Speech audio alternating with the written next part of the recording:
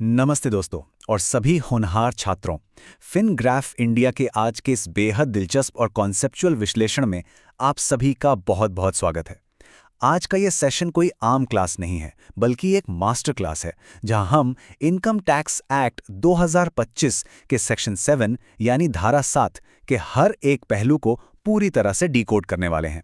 CA, CS और BCom की तैयारी करने वाले छात्रों के लिए या अगर कोई पहली बार इनकम टैक्स के कॉन्सेप्ट्स को समझ रहा है तो उनके लिए आज के ये कॉन्सेप्ट समझना बहुत ज़रूरी है। हम रटेंगे नहीं बल्कि इसके पीछे के लॉजिक को समझेंगे। तो चलिए बिना किसी देरी के सीधे इसमें गोता लगाते हैं। आज के इस पूरे सेशन को हम बहुत ही व्यवस्थित तरीके से 5 लॉजिकल हिस्सों में बांटने वाले हैं। सबसे पहले हम डीम्ड रिसीट के बिल्कुल बेसिक कॉन्सेप्ट को समझेंगे क्योंकि यही इस पूरे सेक्शन की नींव है। उसके बाद हम सेक्शन 7(1) के तहत एम्प्लॉय फंड्स पर बात करेंगे। फिर हम आगे बढ़ेंगे इन्वेस्टर्स की दुनिया में यानी सेक्शन 7(2) के तहत डिविडेंड टैक्सेशन को समझेंगे।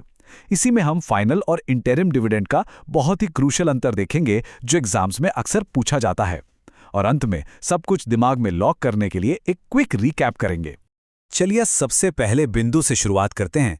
सेक्शन 7 का पूरा खेल, इसका पूरा लॉजिक सिर्फ एक छोटे से वाक्यांश के इर्द गिर्द घूमता है और वो है डीम्ड टू बी रिसीव्ड, यानी जिसे प्राप्त मान लिया गया हो।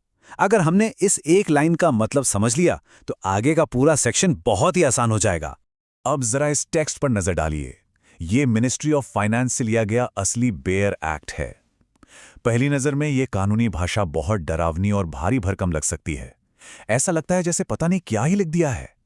लेकिन घबराने की बिल्कुल जरूरत नहीं है, क्योंकि हम इस जटिल कानूनी भाषा को बहुत ही लॉजिकल और आसान तरीके से लाइन बाय लाइन डिकोड करने जा रहे हैं। तो सबसे अहम सवाल यह है कि इस डीम टू बी रिसीव्ड का आखिर मतलब क्या होता है। इस कॉन्सेप्ट को ना एक इनविजिबल बास्केट यानी एक अदृश्य टोकरी की तरह सोचिए। मान लीजिए कि कोई पैसा अभी तक आपके हाथ में या बैंक अकाउंट में नहीं आया है।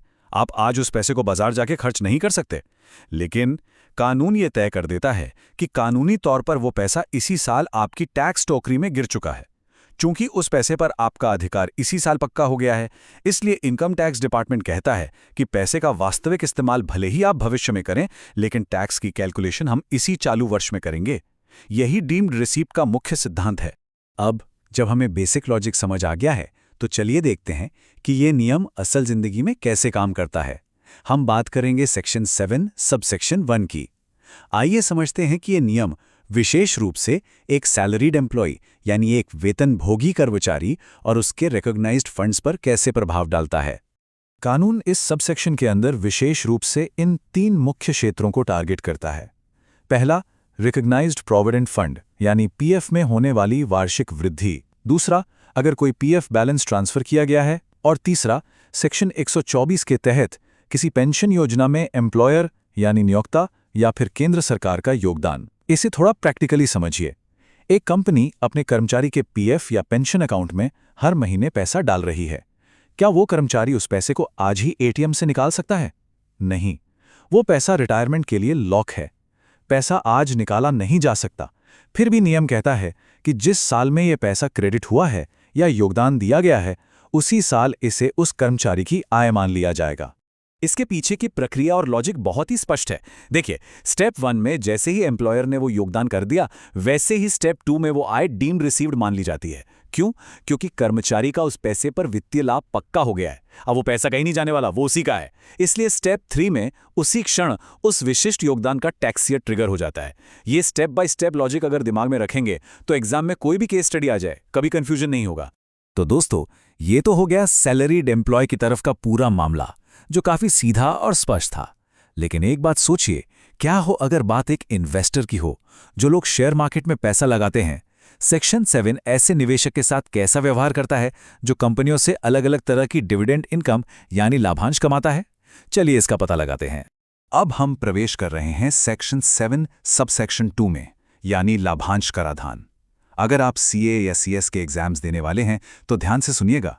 डिविडेंड की टैक्सेबिलिटी एग्जामिनर्स का बिल्कुल ऑल टाइम फेवरेट एरिया है।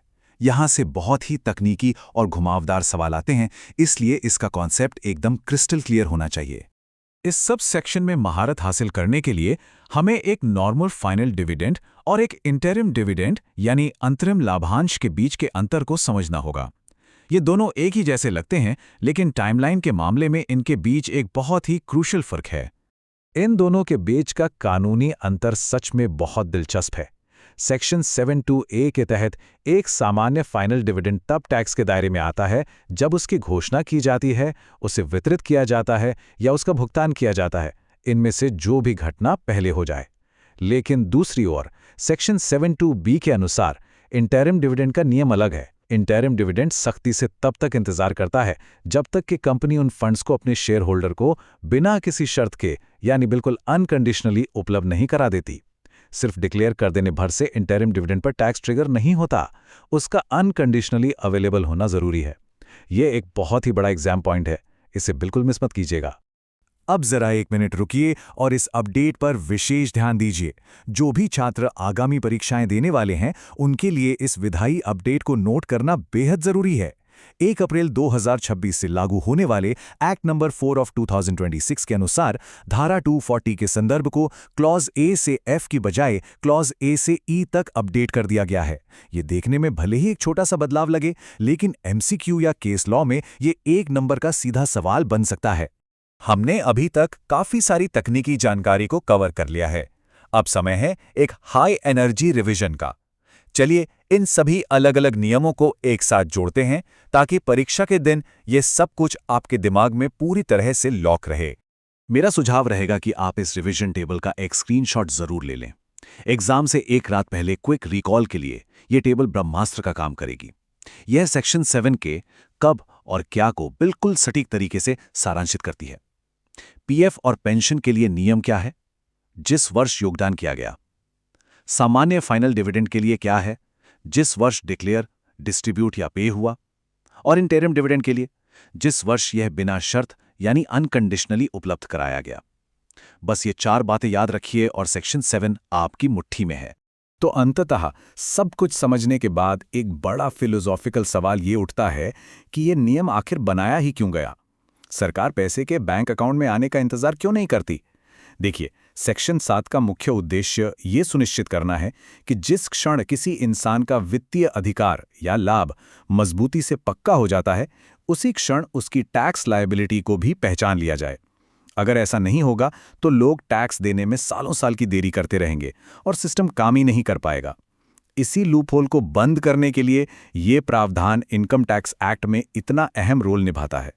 अगर आज के इस विश्लेषण ने इनकम टैक्स एक्ट के इस कॉम्प्लेक्स प्रावधान को आपके लिए आसान और लॉजिकल बना दिया है, तो कृपया इसे लाइक करें और अपने दोस्तों व बैचमेट्स के साथ शेयर जरूर करें। ऐसे ही और भी कॉन्सेप्चुअल सेशंस के लिए फिनग्राफ इंडिया को सब्सक्राइब करें और बेल आइकन दबाना न भूलें। लेकिन जाने से पहले जरा एक बात पर विचार कीजिएगा। सोचिए, अगर सरकार टैक्स लेने के लिए भौतिक रूप से पैसे हाथ में आने का अनंत काल तक इंतजार करती, तो क्या हमारे देश का बुनियादी ढांचा कभी समय पर बन पाता? प्राप्त मान लेने की ये जो कानूनी शक्ति है ना, असल में यही वो ईंधन है जो पूरी अर्थव्यवस्था को चलाती है। इसी विचार के साथ आज का सेशन यहीं समाप्त करते हैं। अगले सेशन में फिर मिलेंगे।